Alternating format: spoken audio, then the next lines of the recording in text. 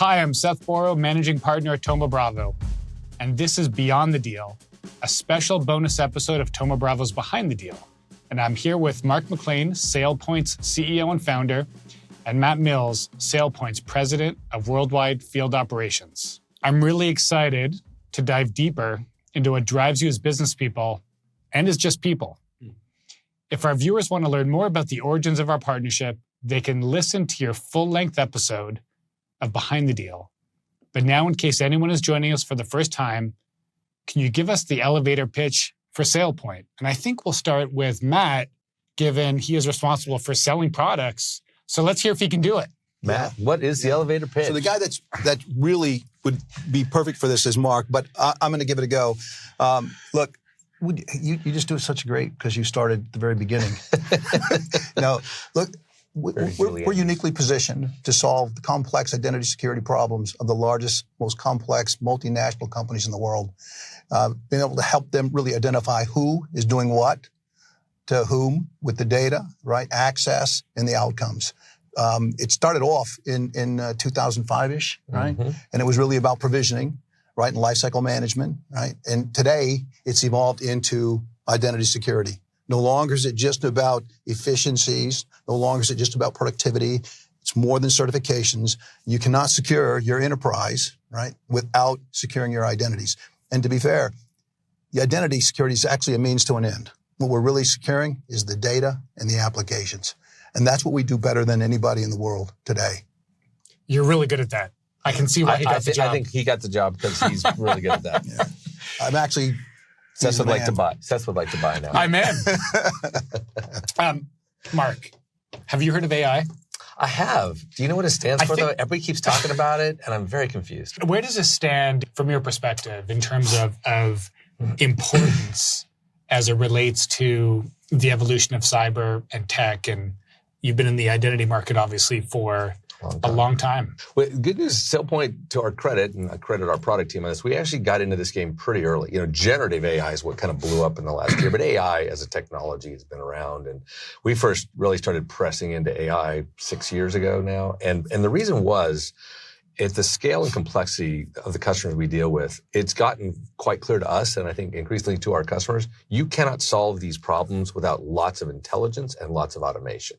The days of people are thinking they can manage that with a spreadsheet is just over. They know now they're going to need lots of intelligence to sift through mountains of data, see patterns, understand concerns, and help really ensure, as Matt said, that we are securing the enterprise and its data and applications by understanding the identities, who they are, where they are, and what they can access. And customers have really, really woken up to that in the last 5 to 7 years.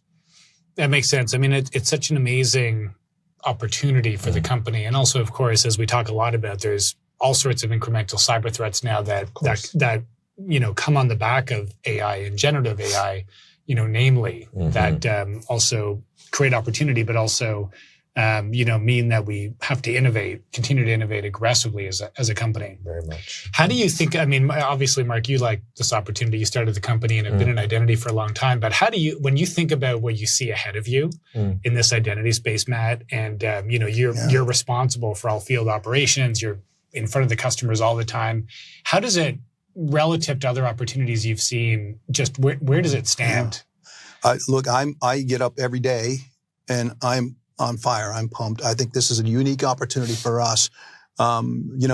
Just go back to 2019 when I came here, and one of the first conversations he and I had is, I said, we got to get out of the governance business, right? And we agreed, and we knew where this was going.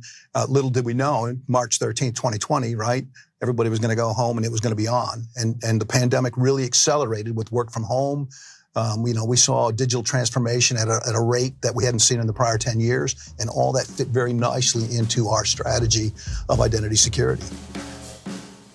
One of my favorite SailPoint memories, and honestly, one of the best days of my career, because it was, first of all, the culmination of an amazing partnership in some ways, but also something that I hadn't done before, was the IPO of SailPoint and being on the exchange floor, ringing the bell.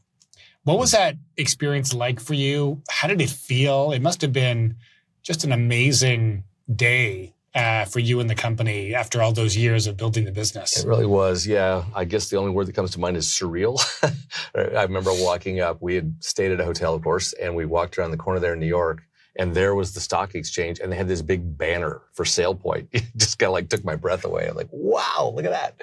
And then it was really a fun thing. I had no idea this was going to happen. We had a little gathering earlier that morning over breakfast before we kind of went in for the bell ringing stuff. The then CEO of the New York Stock Exchange, he gave what I thought was probably going to be kind of a, I don't know, kind of scripted, oh, isn't this nice that we're all here, felt like something. Instead, he actually gave quite a stirring little speech about America and entrepreneurship and the things this has done for our country and the whole world of building the economy and everything. And then he turned to Kevin, my co-founder who was with me that day, and said, and it's just really rare that guys who started these businesses are here to ring the bell. And I got all choked up.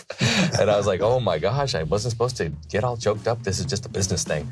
And, it was quite a thing. Okay, let me flip the question, Seth. What was it like for you? You said it was something you had expected, certainly experienced. It was so much more exhilarating than I thought it was going to be. Just the energy around it, being on the floor, ringing the bell, being on the platform. Yeah. It felt very historic. But it also, it was so meaningful for you and Kevin and the company that it was just so nice to be a part of. And we were, of course, we were along for the ride. Yeah. But it was really nice to be there.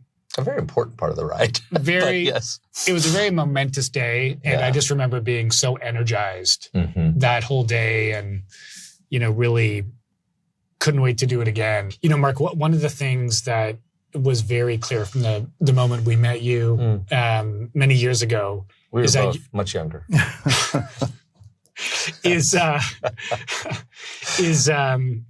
Actually, I think we can edit out our age. I hope so. Very easily. Hope so.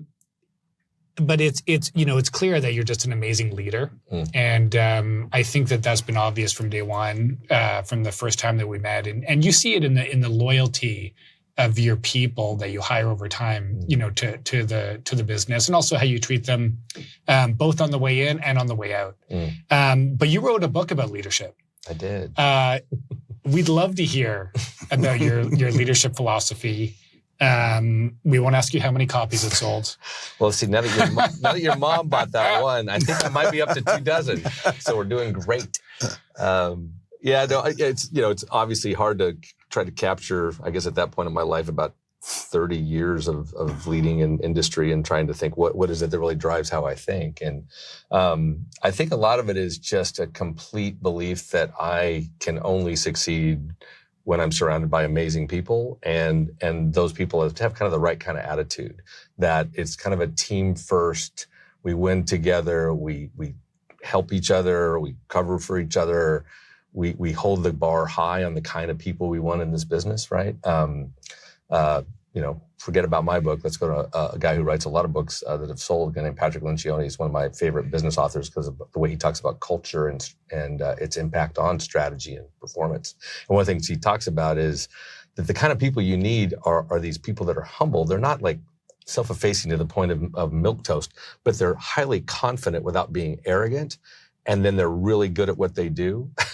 And they're looking to grow and get better. And they're really attuned to what's happening in both inside and outside the company and the environment. His shorthand for that is humble, hungry, and smart. And we've adopted that really at SailPoint. We say, look, when we bring a company full of those kinds of people and we continue to focus on listening to the market and to customers, we're just going to stay ahead, as Matt said, because we're attuned to what's needed and we're going to get there before the other guys. I like to say the long-term sustainable competitive advantage is listening better, right? The more you're attuned and listening to where the world is going, you're more likely, as Gretzky famously said, to go where the puck's going. You're kind of a hockey guy, I think. Thanks for talking. Free shout out for a Canadian hockey player. You're welcome. Okay, I have to get asked you one question. Yeah. Well, you kind of had part one with SailPoint and part two with SailPoint. Kind of what is the old question we always got on essays in school? Compare and contrast. Kind of SailPoint 1 and SailPoint 2. Kind of what do you see that's better, different, good? What do you see that, oh gosh, we really got some things really great that first time, and maybe we need to even revisit those. I don't know how you think about it. I feel like part one was when you have this very young, to maybe think about a sports analogy, like a very young team that all of a sudden wins a championship, and you're like, wow, I didn't think that was going to happen so soon. Right? Yeah. Could be your local team, maybe pulling that off here shortly. And now I feel like we've got like the three-peat. There it is. Going on. There it is. The thing that's amazing, though, the thing that's amazing is it's really rare to see a company that is growing at scale. You know, let's call it $1 billion or so of revenue, at a growth rate that is not that dissimilar from when we first met you, when you were roughly 50 million of revenue. Yeah. And a market that's become bigger, more complex, more interesting. And today, really, all kidding aside, I mean, the operational execution in the business across all functions is world-class. And doing that, being very profitable while you do it, continuing to innovate, it's just, it's like such a well-oiled machine at this point. But it hasn't lost, the company has not lost what made it so special when it was 50 million of revenue. So it's really incredible to see. It's so fun to be back. I mean, I can't tell you how happy I am that we re-partnered together. We were missing you guys. Yeah. It had been a few lonely years. We were wandering out there in those public markets. We didn't know what to expect out there. No, well, and we'll see where it goes from here. It's some still exciting times ahead. So yeah, it's fun to be back. I think that's a pretty universal view at our team. From myself and all of your followers, we would like to thank you for coming back. The popular demand was hard to control. We appreciate it. We appreciate the partnership. It's a special partnership that we have, and round 2 feels even more special than the first one. So thanks to you both. Thanks, Seth. Thanks for having us. Yeah, it's a great pleasure. Please do thank both of our followers.